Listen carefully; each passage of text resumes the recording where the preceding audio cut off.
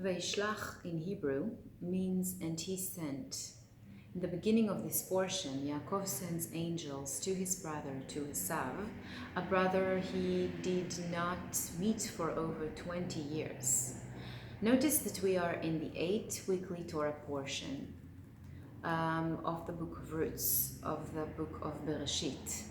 And its interesting thing is that this 8 Torah portion is in accordance to the 8 attribute of the tree of life. We have 10 sfirot, 10 attributes in the tree of life, while Binah is the 8th sfirah of the tree of life. So if we are at the 8th portion, we are in fact in a portion that is manifested by the Binah attributes. And there is always a relationship or a relation between the scriptures and the mythical teachings of Kabbalah. We must remember that the hidden knowledge is coded always inside the scriptures, and in a way we have a part when we learn the inside of the Torah to reveal it and to make it approachable to our mind. Because the minute it is approachable to our mind, it is also approachable to our soul and to our heart and to our intentions, making us far more greater believers, or making us able to conduct or to become one with scriptures, with the divine biblical story, and with God. So as we said, we are at the 8th portion, and the 8th sfirah is Binah. And so Binah is the great mother. And in accordance, this portion speaks about the reunion of the two brothers. The Jewish spiritual teachings, Kabbalah sages, and the mythical tradition in large consider the tree of life as a structure one must be familiar with when engaging in spiritual process and when trying to understand better the hidden layers of creation, as well as the hidden layers of our own soul and our existence and our lives. Binah is considered as the great mother. She is the expansion and extension of the initial point-like revelation of God into comprehensive system. Binah is the expansion and extension of our mind and spirit, responsible over the flow of the life and spiritual forces to the rest of the Sefirot. The other 7 rest beneath her. The remaining 7 Sefirot beneath the Sefirah of Binah are the attributes, or the midot, in singular midah, or an attribute. The word midah in Hebrew means a measurement or an amount. This is precisely the function of these 7 sfirot, to distribute the divine light or life force of a particular plane of reality, a particular world, according to the proper measure. Binah is the Ima Ila'ah. She's the high mother. Ima, mother, Ila'ah, high or great or grand. She's the high, great mother. And so we can maybe understand better why in this portion, the 8th portion, a force, a godly force, is directing the two brothers, Yaakov and Esau, to reunite, to meet again after so long. The Great Mother is the only one who can distribute a will unto the direction of reunion, and by so to take the two opposite sides, signified by Yaakov and Esau, from wherever they are to reunite. Let's dive a bit into more Kabbalistic terms. Yaakov and Esau are the two cosmic twins, we can say. Our sages tell us that before God created the world, he created an earlier state of existence, the world of Tohu, the world of chaos, we can say. This world was made of much light and limited vessels. As a result, the vessels burst and the light escaped. God then created our world, this beautiful world that we live in, the world of tikkun, the world of correction. In this world, or this world, is constructed with broad containers and limited light that allow it to function and endure. Light is the Kabbalistic term of or for a release of divine energy. Containers, kelim, are the divine forces that channel, define, and focus this light in our lives. A soul, for example, is the light, while the body will be the vessel. A world, whether physical or spiritual, consists of lights driven from the divine power to reveal and bestow, and vessels driven by the divine or from the divine power to define and delimit. Our world at large ultimately integrates the two realities together, the Tohu and the Tikkun. And the Kabbalists, people, see Esau and Yaakov as the embodiment of the cosmic twinship of Tohu and Tikkun. Yaakov is the disciplined, focused, and controlled one. He is the energy of Tikkun, while Esau is the raw, untamed, and energy of the Tohu. Esau is the destructive force because he lacks the discipline and control that would channel this energy in a useful, constructive way. But he's also a very powerful force, and that is why Yaakov was fearing him. Just as Yaakov, we too face a challenge to bring together the cosmic twins in a way that exploits the best of the both worlds, to marry the immersed energy of Tohu with the focus and control of Tikkun. The struggle to achieve this synergy is the life history of the biblical twins and the essence of the human history as a whole, and a huge important part in our life's mission each and every day. Yaakov and Esau are forces each of us possesses, as Yaakov representing the tikkun, the correction, the good, and Esau representing the tohu, the evil, the thing that we must correct. So the one who has the unique powers of merging or dissolving this dichotomy is the Great Mother, or would be the Great Mother, Binah, a force also we have within ourselves, because Binah was the one to give birth to those two. Those two were in her womb together. So Yaakov and his family were on their way back to the Holy Land after 20 years without being at home. They were in Lavan's house. As they approached the area where Esau was, Yaakov sent messengers to Esau. Sages and the commentators say it was angels, instructing them to tell Esau that Yaakov was living with Lavan up until now. What did Yaakov achieve by telling this to Esau? What was the purpose of telling this to his brother? Well, Yaakov was a clever man. He came towards his brother using a couple of tools of strategy. And the first one of those tools was using the fear of Yitzchak. Remember when we talked before in previous portions about the fact that each father brought something to the son that the son can use. So here, Yaakov is using the fear of Yitzchak element. He is trying to make Esau fearful of him, while he was very fearful of Esau. And the way he's doing is that he is telling him, I lived with Lavan. Lavan back in the days had an infamous reputation. He was known as a powerful sorcerer. The very name Arami in Hebrew, Arami, can be rearranged to the word Ramai, which means, or the meaning of it is a swindler. Lavan in Hebrew means white or pure. So Lavan Haramai, Lavan, the white swindler, was famous in that everyone knew that he always seemed to be of pure intentions, but had devious hidden plans that would trick and trap his victims, even if they were forewarned. He was known as a very dangerous and devious person, as well as a well-known sorcerer who cast spells and mastered black magic. He was the father of Beor, who was the father of Bil'am, which we will meet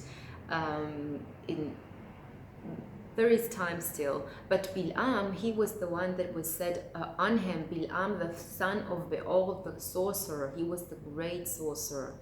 But again, Lavan outstripped both of Peor, his son, and his grandson Bilam in his sorcery abilities and in his knowledge of magic. Back in the days, all the world was completely fearful from Lavan and his sorcery abilities. So the first words that Yaakov said to Esau by the messengers or the angels were, I have lived with Lavan, meaning do not try to destroy me, because even Lavan wasn't able to. Yaakov sent messengers to inform Esau that if Lavan could not empower him, then Esau would surely fail to do so as well, and that he should not even try to go there. Immediately on hearing this, as Yaakov expected and thought, Esau became fearful and sent out towards him to make peace with him, leaving all intentions of war behind. Yaakov is ready now to take the big step and to dispatch angels and gifts to his brother and to initiate a reunion. And as we said, he had a strategy. Yaakov had always a strategy with him. He had strategy with Lavan when he was in Lavan's house. He learned the strategy abilities from his mother Rivka, who used this for him to receive the blessings from his father Yitzchak. So as we said, he had a strategy. He would come to Esau while preparing himself to several options of reunion. He would prepare himself for war by dividing the camps and his belongings, saving the precious people and wives and children in the last.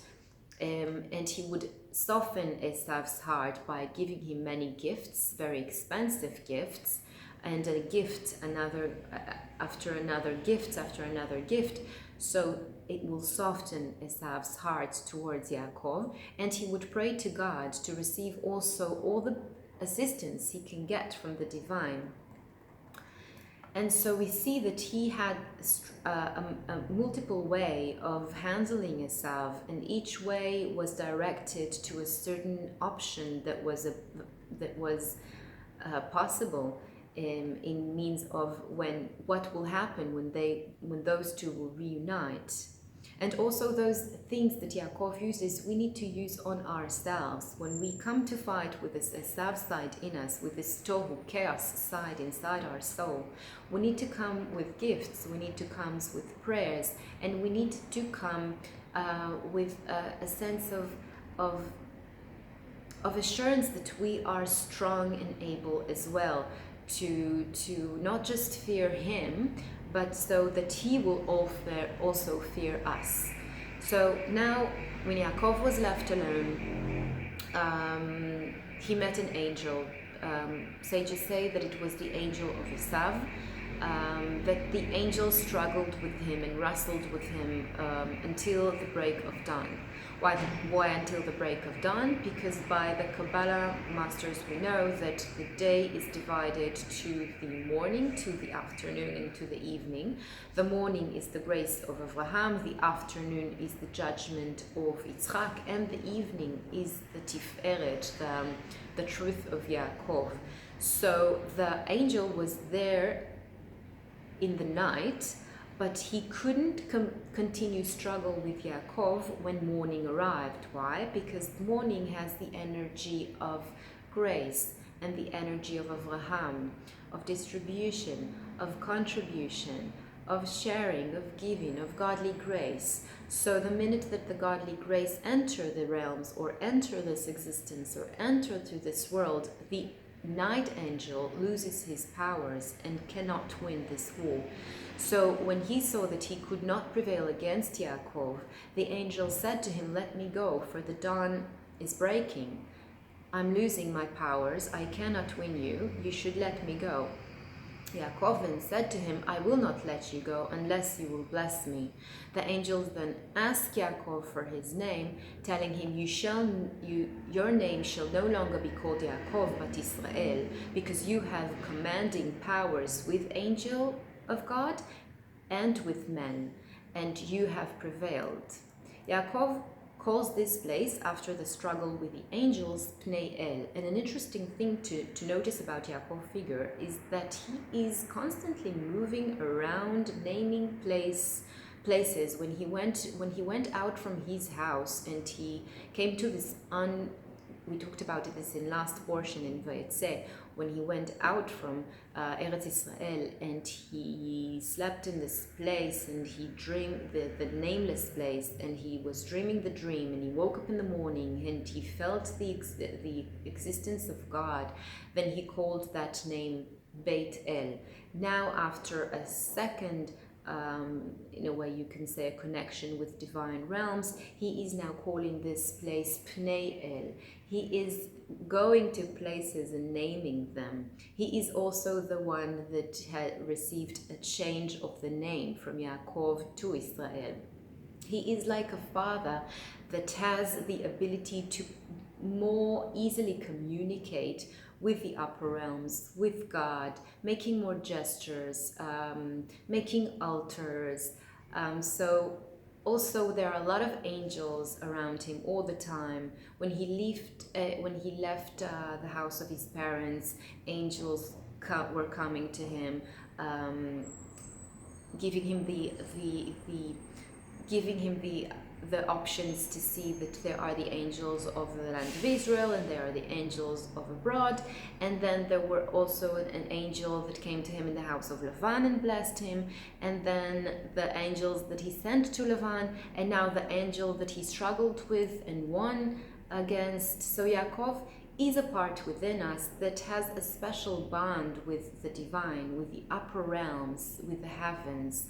God commanded the angels actually to surround Yaakov and to protect him. And remember, he was the innocent man who was sitting in tents. So it means that sometimes to sit inside a tent, maintain purity and learn Torah, can be more educational, or can create in real life a better connection with divine realms and with godly and to receive then godly assistance. Even when you are outside, you still inside your tent, you still inside your beliefs, inside the tent of Torah.